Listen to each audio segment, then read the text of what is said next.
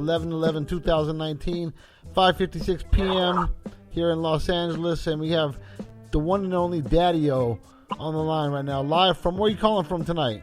Houston tonight. I don't know where I'll be tomorrow night, but Houston tonight. All right. We were talking, me and Daddy-O have been in touch more recently than ever. We've been I've been sending beats to him, and we've been keeping in touch. Man, just say it the way it is, man. You one of my producers, man. Just say it the way it is, bro. I'm honored. I'm honored for you to say that. One of my favorites of all time. The whole Stetsasonic family legacy is to me like one of the shows I never did that I wish I would have or could have did. And we've been making some music lately, and I'm really proud of the stuff we've been working on lately. Thank you for coming into the picture here. It's a big honor to know you and to work with you. Well, I appreciate it, bro. I mean, I think that some of it is like what I call making up for lost time, because I really feel like our generation didn't really extend back. You know what I mean? Like, I know guys like you might have learned from our records and our movements and stuff, but I feel I have a real sensitivity to the concept of us not having a conscious level of reaching back. You know what I'm saying? And I just feel like, so because I'm still rapping, I feel like that's one of the ways that I can reach back. You know what I'm saying? If that makes sense. I think you're in a good place where my audience, including me, understand where you're coming from. The biggest fans of legends like yourself, and we're always like baffled by the way most of our legends that we grew up listening to can't pick beats anymore. It's like, wow. Today, me and you were texting back and forth about the new KRS-One project, and before we got too deep into a text conversation, I reminded you we were going live tonight, and it would be great to have this conversation online. So while you have the time, and we appreciate you calling in, I would like to get into that conversation with you a little bit. We shared. He sent me the KRS-One new album link that just came out, and it's called Street Light, and it's and in my opinion, I could handle the first song, and the last song was dope. But the rest of the songs reminded me of every album that he's put out after Jive RCA, after I Got Next. It's like, wow, right. How in the world could he even think that those beats are even halfway dope? Well, I think that one of the things that happens, bro, is that here's something I realized. When we were, going back a little bit, right?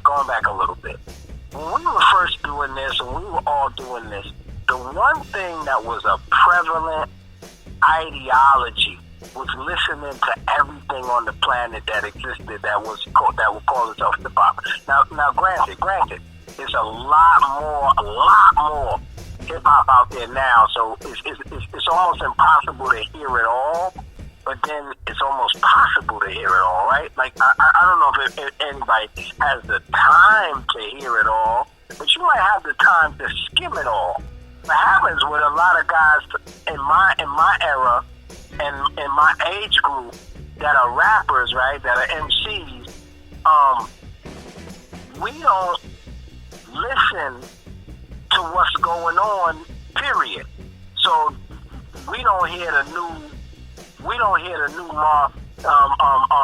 new Black Moon. We don't hear the new tech from Smith and Wesson. Nor do we hear the new Young Dolph or the new Blueface or whatever. So when you live in a vacuum and you don't hear other things, it's very feasible to come up with something that you think is dope. That when the audience, even your core audience, hears it, it might not be so dope. I don't listen to the young boys to mimic them. I don't listen to trap music to mimic them. I listen to trap music to recognize who I am. And does that mean I'm greater at sometimes? Yeah, sometimes it does. I'm not gonna lie. But it definitely lets me know where I'm placed as an OG in this game, and what I should say, what I should be spitting, who I should be aiming it at, all of those particular things. And I think that our relationship, me and you, is based on that, right? It's based on the concept of us talking online and me throwing you my joints and you telling me what you hated and what you didn't. I think it's necessary, man. These guys don't want to hear nobody say I don't like it. Well, I do. Most legends in your shoes start to say that I'm being shady and that I'm a hater and that I'm. You're a DJ though. You DJing all the time. You playing music all the time. Okay. And how are you hating? Okay, and not only do I play music all the time, but everything I play on my radio station is new to me. It's music that I never heard until I just found it recently. Put it in the mix, and I'm gonna share it with the world. Sometimes it boggles my mind. I'll never hear everything. I'll never catch up to everything. And if I ever thought I did hear everything, then I'd have to stop DJing because that's all I do. Exactly. So there's an endless. In the beginning, it was exactly the way it is with me and you. In the very beginning, brother, it was exactly the way it is with me and you. It's that what happened is, in the very beginning, none of us was legend. We were just guys trying to do it, figure it out. Hopefully, we make a name for ourselves, etc., etc. Now, yes, we have achieved legendary status. That's honorable. It's dope. I'm not gonna lie to you and tell you it ain't dope to be from Stetsasonic. Man, sometimes, man, we just did a show not too long ago in Europe, man. That show was so crazy. People came from like 4, 5, 6 countries just to see us. Like we in the Netherlands, but they coming from England, they coming from Ireland, they coming from all over to see us, and that's dope. And they hanging on to every word and all of that, and that's fly. But to that end, it doesn't mean that we're the end all be all. It doesn't mean that Kendrick is not dope or J. Cole is not dope, or even some of the other guys that people don't like is not dope. Or talk about people before Kendrick and J. Cole. But let me say this. I find people and share people on this radio station that is new, even younger than J. Cole and Kendrick, right, that are actually doing it. They're actually up to par with Stetsasonic. You know, like right. That's what I'm saying. So, and we should honor that. I'm not, and I do, but I don't honor the toys, the good triers. You know what I'm saying? I don't. Right. And that's another story. That's another, and we can talk about too. We can go back to that too. But I want to stick on Stetsasonic for a second, and I'm not going to dwell or talk on any kind of issues that you have with Fuquan.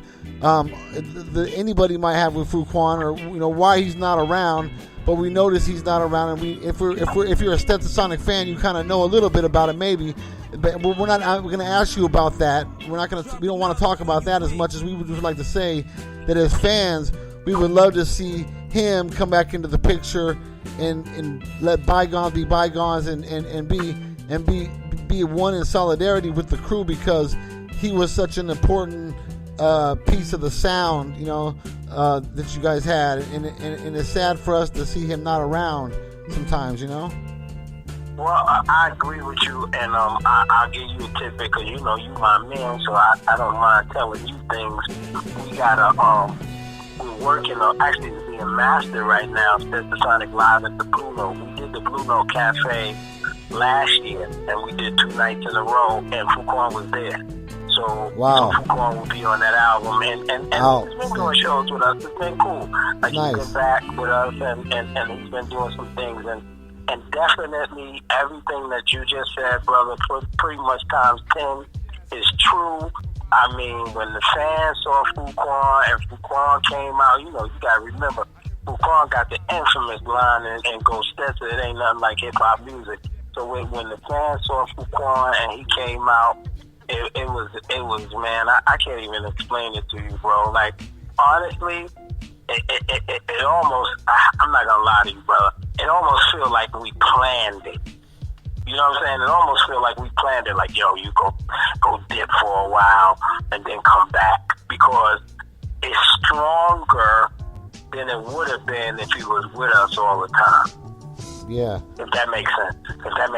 Yeah, that's good. I'm really happy for you guys as a group, that you guys are experiencing that and living to feel that love that you deserve, and whether it be over the seas or over here, you deserve that, and it's really, we congratulate you and we're happy for you, because that's what we really. I appreciate that, brother. Yeah, and I appreciate that. And I appreciate you coming down to earth and relating to a brother like me who's relatively unknown, and and actually. Nah, man, but you got to, honestly, brother. I mean, it ain't there yet, but I still look forward to the day when I have the multi-million-dollar budget, and when I do, a guy like you is a good guy to head my A&R department, because you don't lie. One thing I love about you is I'll send you some of my joints, right? And I love the joints, right? You be like, yo, I like number 2. I like number 7, 9 is cool, and then everything after that is cool. But the other one, I would trash it, and I love your honesty. You know what I'm saying? Listen to me, it's the honesty from the beginning. We used to be like that. You don't understand? We used to be like you. AC the A&R, that would be awesome. Oh yeah. Oh no, I got you, bro. I just need the budget, because I'm not gonna do it and you don't get paid for it. You know there's very few people, like most people like you, and people on your level of legendary status is not gonna look at me and see me that way, and I'm just honored. I like it. It just makes me. No, but it's your honesty. It's your honesty, man. It's nothing else, bro. It's your honesty. Your honesty. You understand, bro? We used to be like that. We all used to be like that. I was like that with Kane. Kane was like that with Chuck. Chuck was like that with Chris. We used to be like that. But what ends up happening is that, listen, when we started, yeah, we rapping. But I'm trying to be the dopest rapper in Brooklyn. I'm not thinking about international.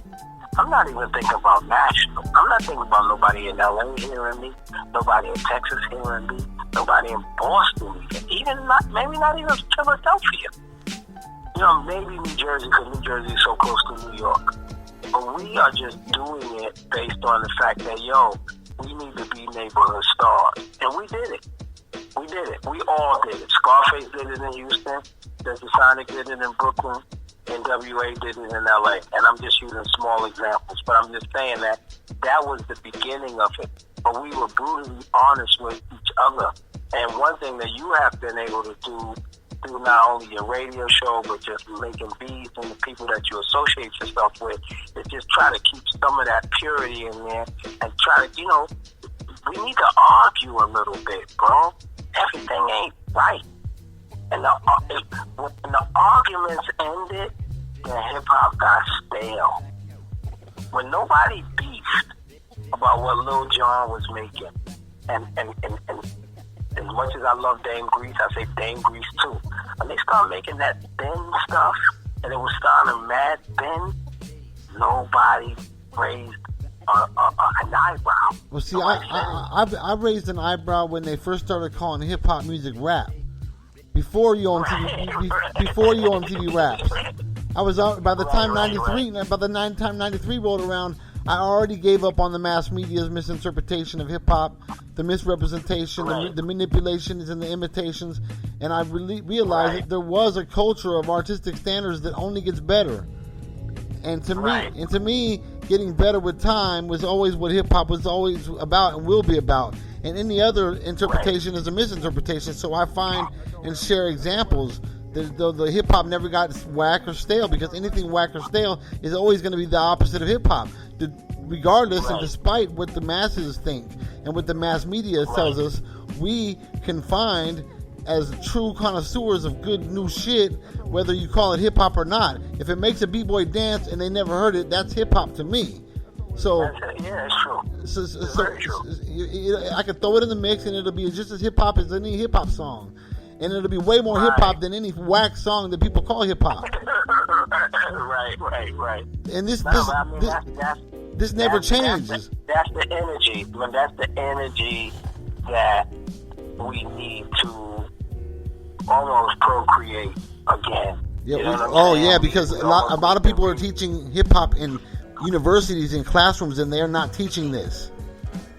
Right, it's true. It's very true. I mean, I think that people need to know, and like I said, man, I applaud you for what you do, and my dream is to just continue to stay in contact with brothers like you, because once I hate to say it this way, but it's true.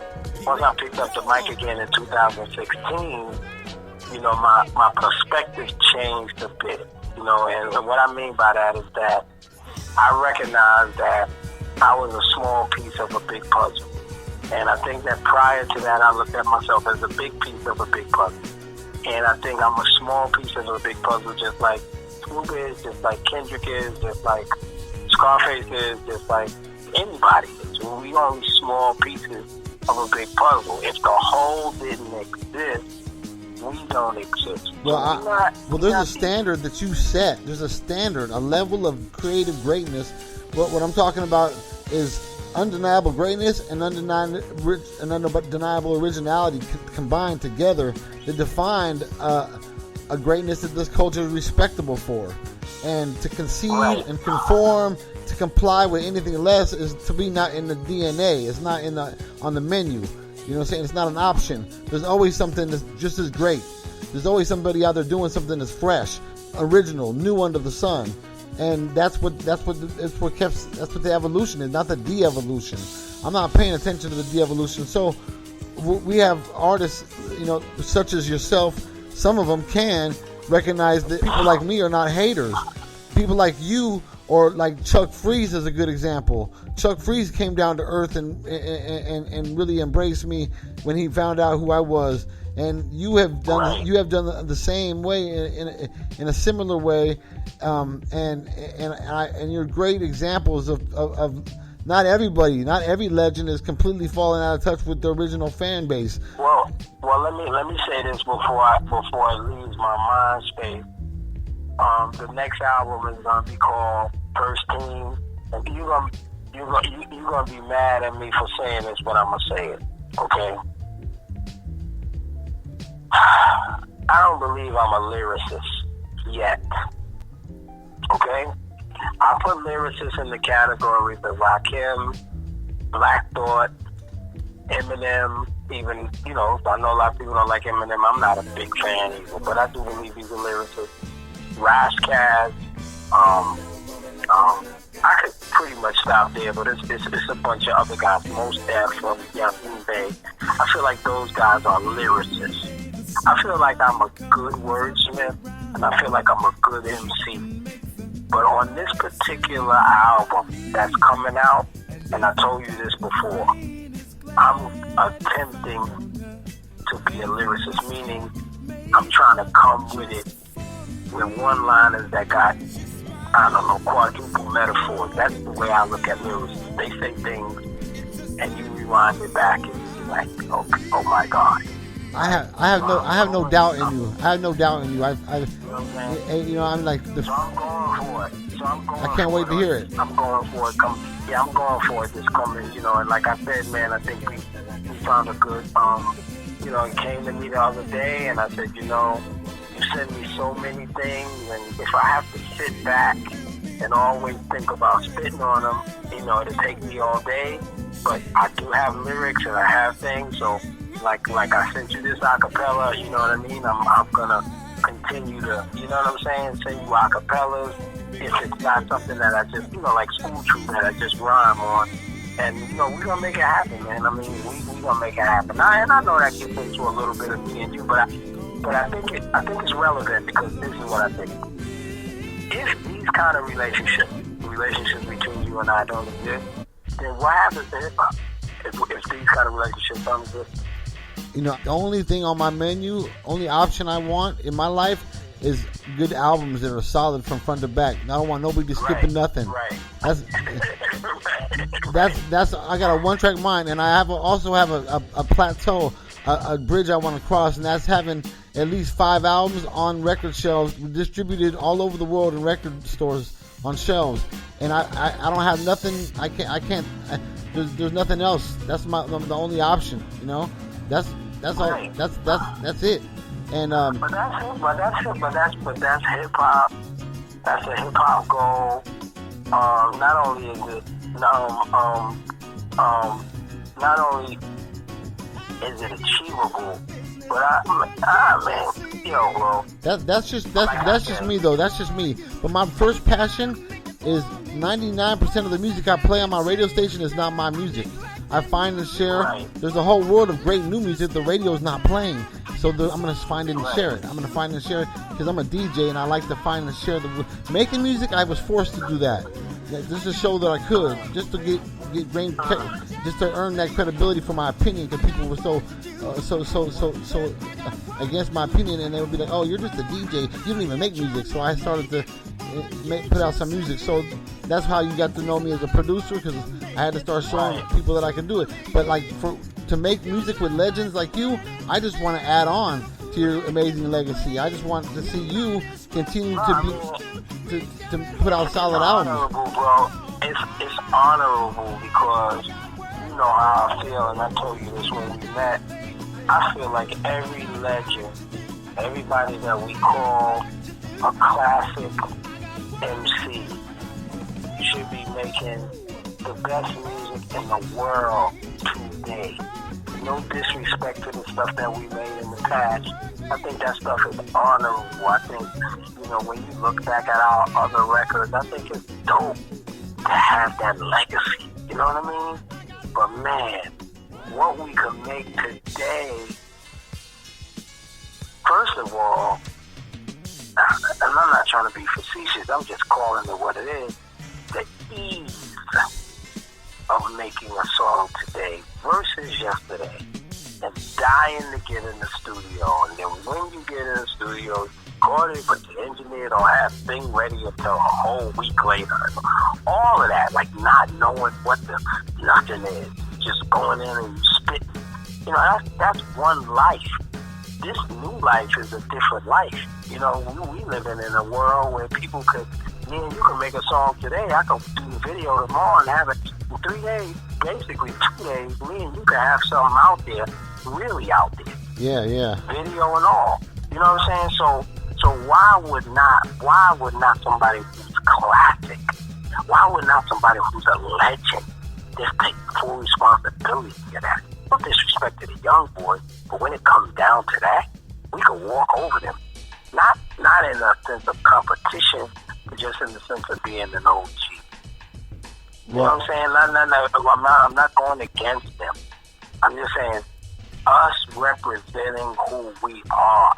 And that's my whole issue with like classic MCs and spitting. I get in trouble about this because I'm very vocal about it. But I'm like, look, if you want to run around here and say you're the best, if you want to run around here and say you had the dopest pen, I'm not saying I don't care about you having the dopest pen in 85, but I'm saying that you having the dopest pen in 85 might not work right now. You know what I'm saying? And it's not, they use that relevant word too loosely. It's not about being relevant that way, okay? Because you're not young.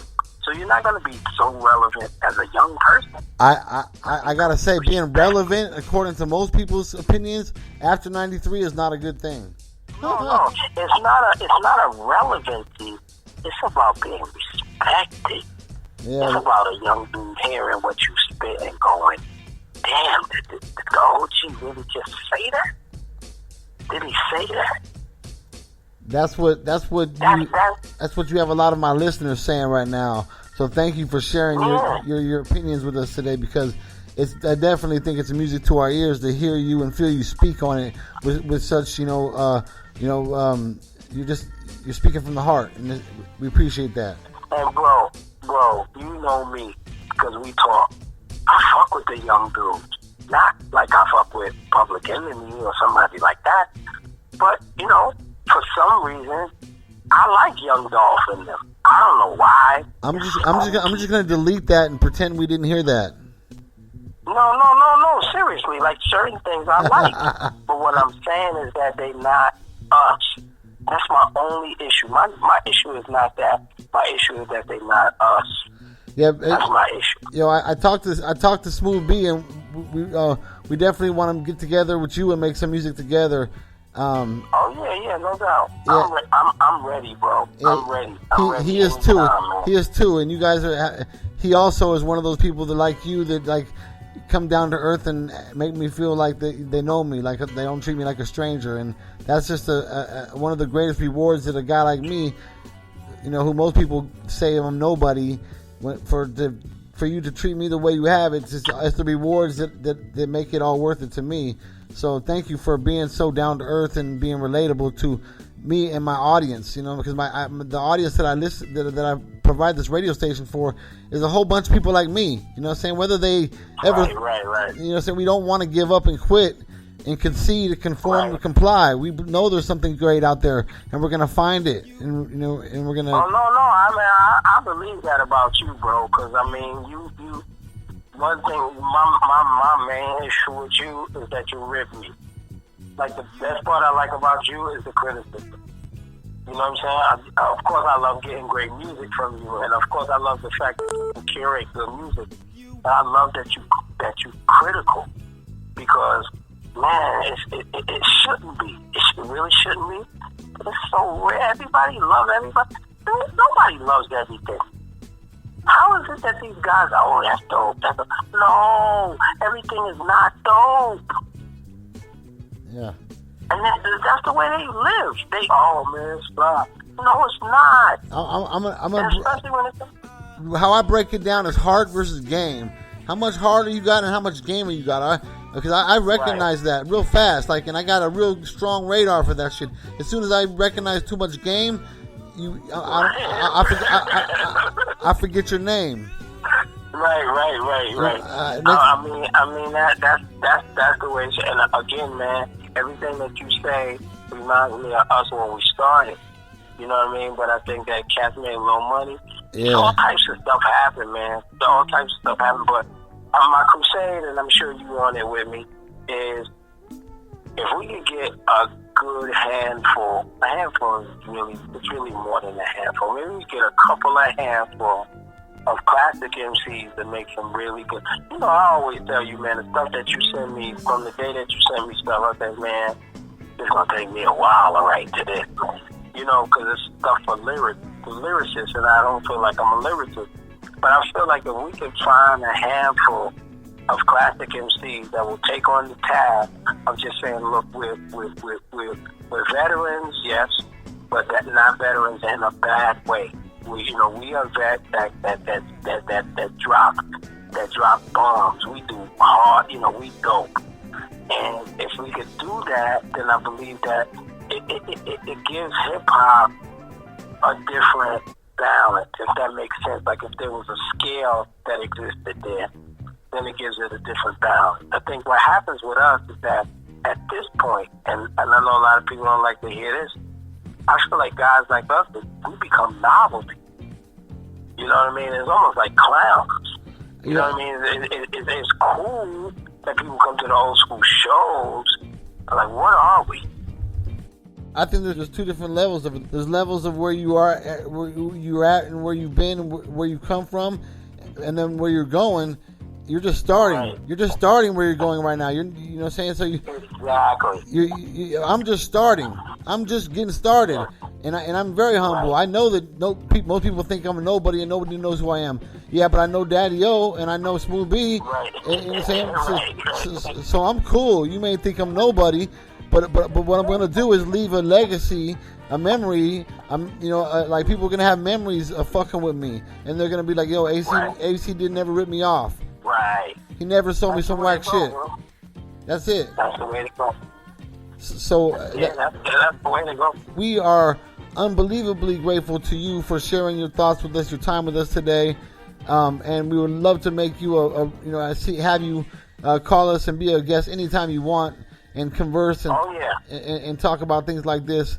I can see a lot of great possibilities, a lot of different things coming into the picture. So I'm just eternally grateful to you, big brother. Oh no, hey, no problem, man. And we're gonna make some great music, but anytime you want me on the radio station, man, I'm there.